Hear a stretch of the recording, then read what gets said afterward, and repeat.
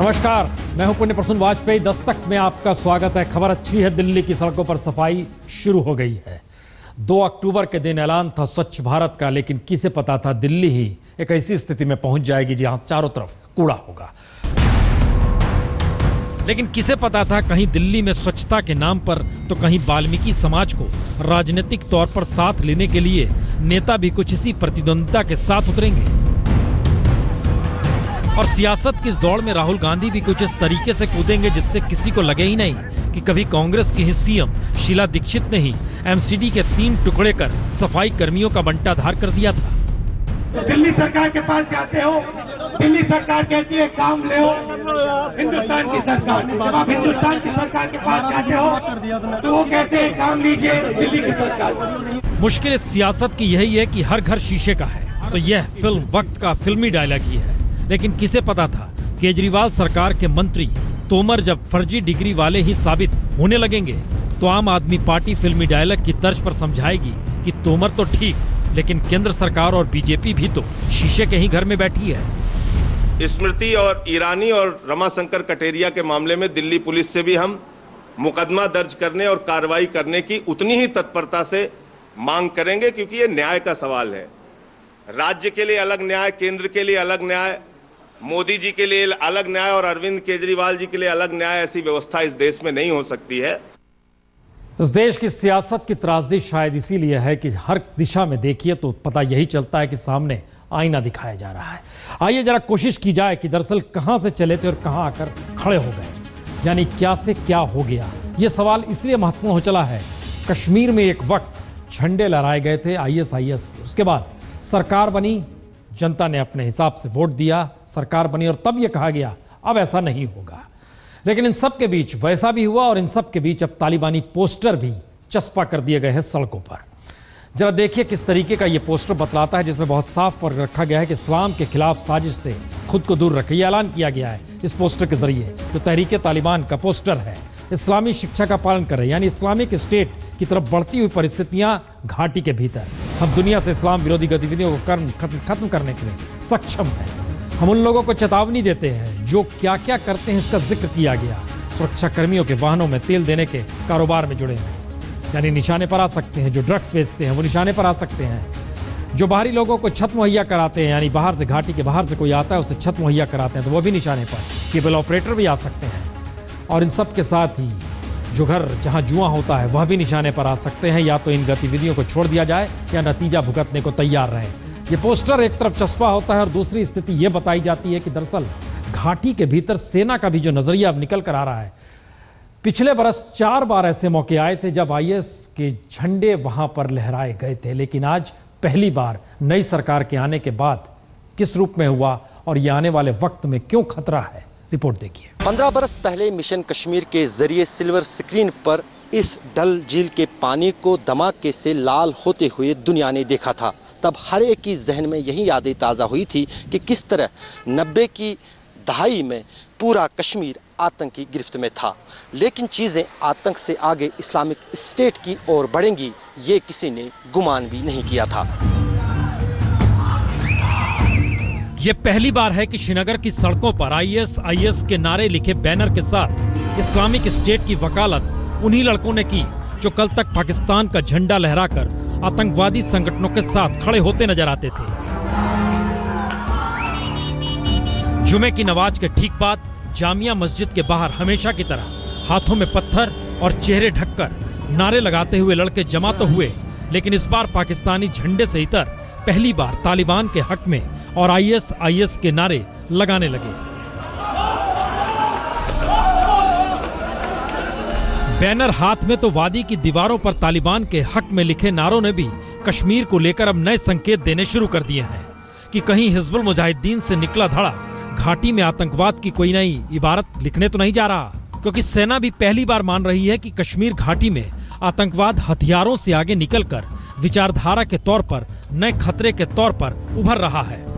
4 occasions in Srinagar and one occasion in Shopia. So yes, all the agencies are keeping a watch for that. हालांकि सेना इस नए खतरे को समझ जरूर रही है, लेकिन नया सवाल कश्मीर में लोकतांत्रिक सरकार के होने के बावजूद और अलगाववादियों के बीच रस्साकशी के बीच आतंकवाद को इस्लामिक स्टेट के नजरिए से जुड़ने और देखने का हो चला है। और ये एक नया खतरा है, क्योंकि इसकी शुरुआत यूनाइटेड जिहाद काउंसिल के चीफ सैयद सलाउद्दीन के मोबाइल टावर के विरोध से शुरू हुई। तब माना यही गया कि युवा तबका इसका विरोध करेगा, लेकिन सोपोर से निकलकर अब श्रीनगर की सड़कों पर युवा अगर ISIS के झंडे और बैनर तले नारे लगा रहा है तो नया खतरा कश्मीरी युवाओं के भटकने का भी है। जिस तरह से अंतर्राष्ट्रीय आतंकवाद को विचारधारा का जामा पहनाया जा रहा है, उससे साफ जाहिर है कि उससे घाटी में युवाओं के भटकने का भी खतरा है। और ISIS की सियासत अलगाववादियों की सियासत से काफी आगे और अलग है। कैमरामैन रूफ अहमद के साथ अशरफ आनी, श्रीनगर, आज तक। दरअसल मुश्किल इसीलिए है और सेना इसीलिए शायद इसकी गंभीरता को समझ रही है, क्योंकि अलगाववादी तो फिर भी घाटी के ही हैं, लेकिन ISIS की सोच और इस्लामिक स्टेट की सोच कहीं और ले जाती है। लेकिन इन सब के भीतर एक बड़ी त्रासदी यह भी है, सेना के नजरिए में और सरकार के नजरिए में इस स्थिति को देखने में भी दो अलग अलग रास्ते हैं। सुन लीजिए जरा इनकी बात। ये तकरीबन सारे तंजीम कहीं ना कहीं पे इंटरलिंक तो है, एंड कहीं ना कहीं पे कार्डर्स के बीच में क्रॉस पॉलिनेशन भी है। तो इनका लिंकेज है और इनका असर जैसे आप एनालाइज कर रहे हैं, वो असर हमारे लिए भी काफ़ी मायने रखता है। We think it is important to take all such inputs into our calculus when we carry out our dispositions, when we carry out our operations over here. देखिए, ऐसा है कि आज जो उग्रवादी हैं, अलगाववादी हैं, काफ़ी डेस्परेट हैं और उनको लग रहा है कि इस प्रकार से अगर छोटा सा ऐसे करेंगे और इसको उछाला जाएगा, मीडिया इसका अटेंशन देगा और हमारा जो है काम हो जाएगा। लेकिन जहां तक लोगों का सवाल है, उनके लिए बहुत बड़ी इंपॉर्टेंट कोई इस प्रकार की बात नहीं है, इसलिए उसको कोई भी उस तरफ जो है तवज्जो दे नहीं रहा है। तो इसलिए ये तो है, और बाकी जिन्होंने किया होगा उन पर एक्शन होगा। एक तरफ सवाल कश्मीर और दूसरी तरफ हम आपको सीधे लिए चलते हैं उस जगह पे जहां पर म्यांमार की सीमा शुरू होती है, ग्राउंड जीरो पर। इस जगह पे जो कुछ हुआ, जिस रूप में हुआ, लेकिन इसका अंदेशा अगर दिल्ली में इस बात को लेकर मनाया जा रहा है कि हां यहां पर दोबारा हमले हो सकते हैं, तो जरा देखिए।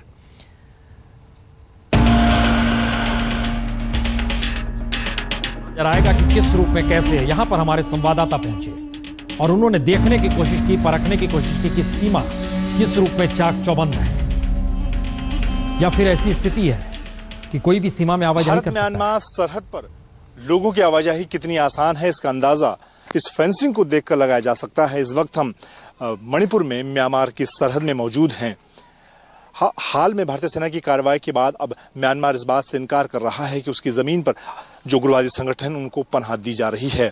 लेकिन पिछले कुछ सालों में जिस तरह से म्यांमार की सरहद से उग्रवादी संगठन लगातार भारतीय सीमा में घुसपैठ करते रहे हैं और खासतौर से जो कार्रवाई सेना के खिलाफ उनकी रही है, उसको देखते हुए अब सरहद पर इस तरह की फेंसिंग की जा रही है। आने जाने में दिक्कत नहीं होता है, लेकिन इंडिया वाला आदमी जाने में और आने में भी दिक्कत नहीं होता है। अगर बाई चांस बर्मा वाला आदमी आने में जाने में दिक्कत थोड़ा होते हैं, अपना आसाम राइफल आने से चेक वगैरह करते हैं, आर्गूमेंट थोड़ा पूछते हैं और उसके बाद में उन लोग का ID प्रूफ पूछते हैं। दोनों देशों के बीच फ्रेंडशिप सेतु है। इस पुल को अगर देखा जाए तो इसका आधा हिस्सा भारत का है, यानी कि सफेद वाला जो हिस्सा है वो भारत का है, जबकि पीला हिस्सा म्यांमार का है। दूसरी तरफ म्यांमार की निगरानी चौकी है और ये आधिकारिक रास्ता है दोनों देशों के बीच आवागमन का और व्यापार का। पिछले कई दिनों से चांदेल जिले में जिस तरह से सीमा पार से उग्रवादियों ने भारतीय सेना पर हमला किया और उसके बाद भारतीय सेना ने सरहद पार जाकर उग्रवादियों की सफाई के लिए आक्रामक हमला किया, इस पूरे इलाके में तनाव का माहौल है, निगरानी बढ़ा दी गई है। ये अगर एक स्थिति सीमाओं की है, तो दूसरी तरफ देश के भीतर क्या हो रहा है। देश के भीतर जान बड़ी सस्ती हो चली है। ये बात हम इसलिए कह रहे हैं क्योंकि एक घटना इलाहाबाद की, एक घटना मायानगरी मुंबई की, इन दोनों घटनाओं को हम दिखाते हैं एक साथ जोड़कर, तब समझ जाएंगे इस देश में जान की कीमत होती क्या है।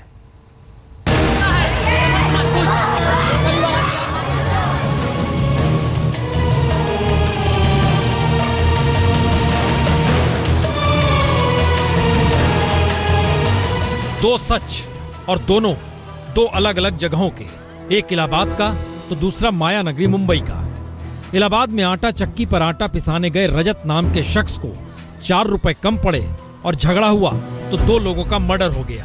और मुंबई में 9 तारीख की आधी रात 750 रुपए के हिसाब से 6 पैक पीने के बाद कॉर्पोरेट लॉयर जाह्नवी गाडकर ने अपनी ऑडी से एक टैक्सी को टक्कर मार दी, जिसमें 2 लोगों की मौत हो गई।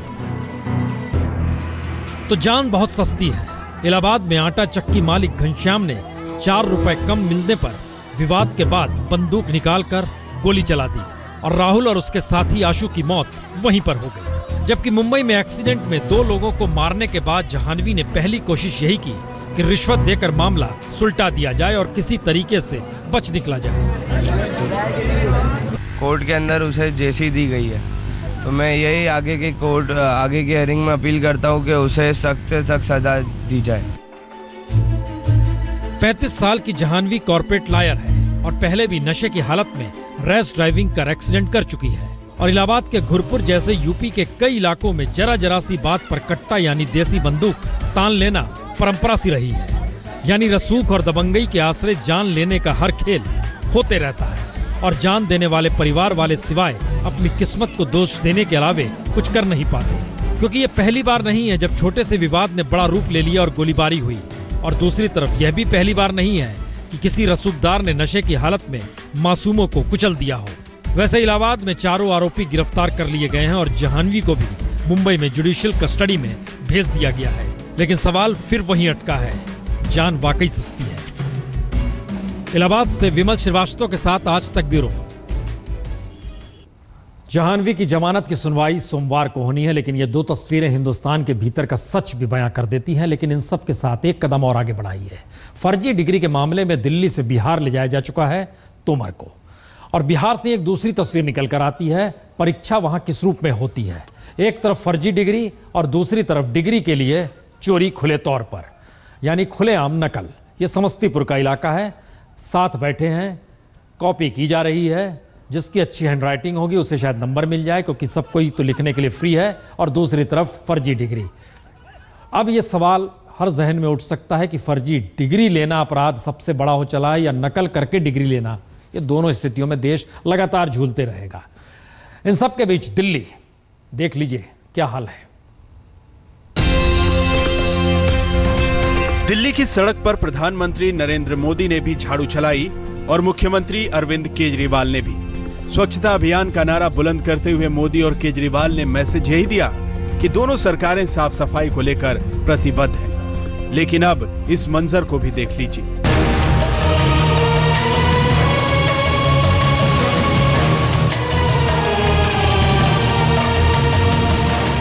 जी, पूर्वी दिल्ली की सड़कों पर 15,000 टन कूड़ा पड़ा है, गली गली नुक्कड़ नुक्कड़।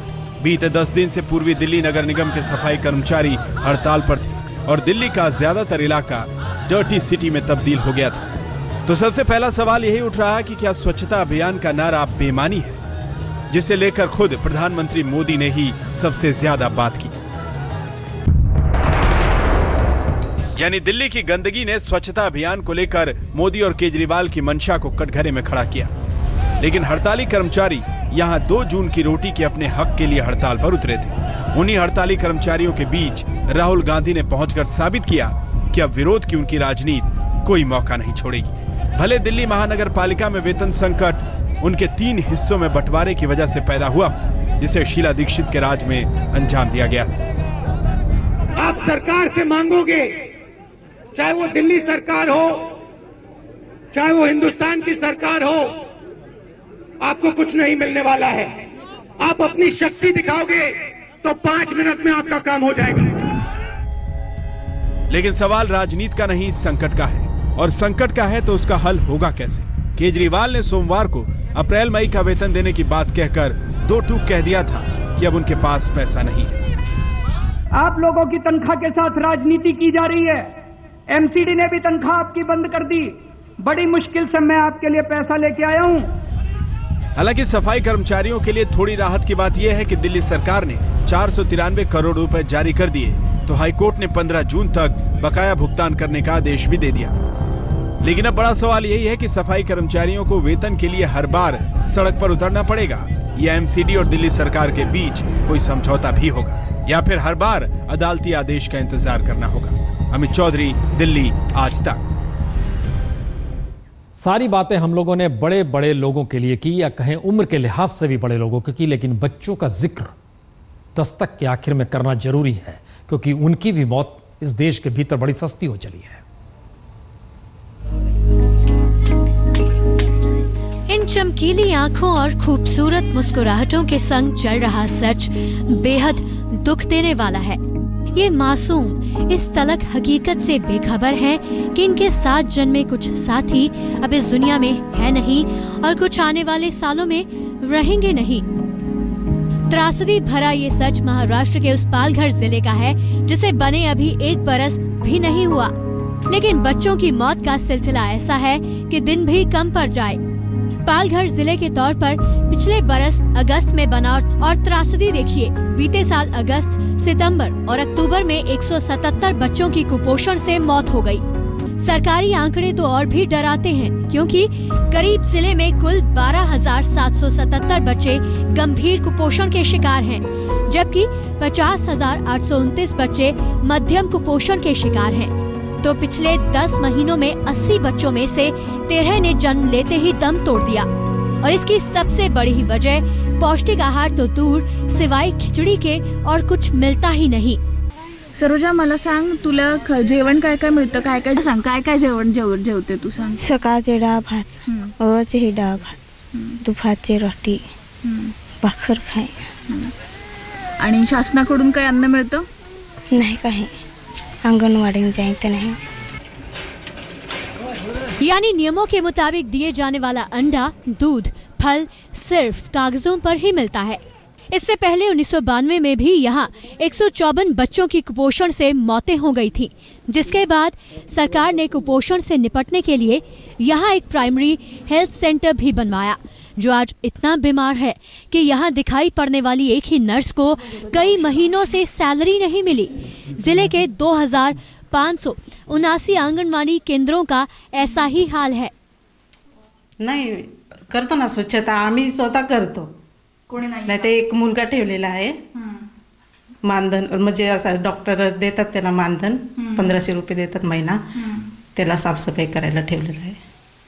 पगार होतात तुमचे वेळेवर? होतात, आता मार्च पासूनचे थांबलेले आहेत। और जिला प्रशासन से पूछिएगा तो कहेगा कि आदिवासी जिला है, बजट ही नहीं आता है, हम क्या करें, पैसे कहाँ से दें और अन्न कहाँ से दें। ये इस देश में है। ये गीत बड़ा त्रासदीपूर्ण भी है और प्रेमपूर्वक भी है, लेकिन क्या कीजिएगा, क्या से क्या हो गया, देश की हालत हो चली है।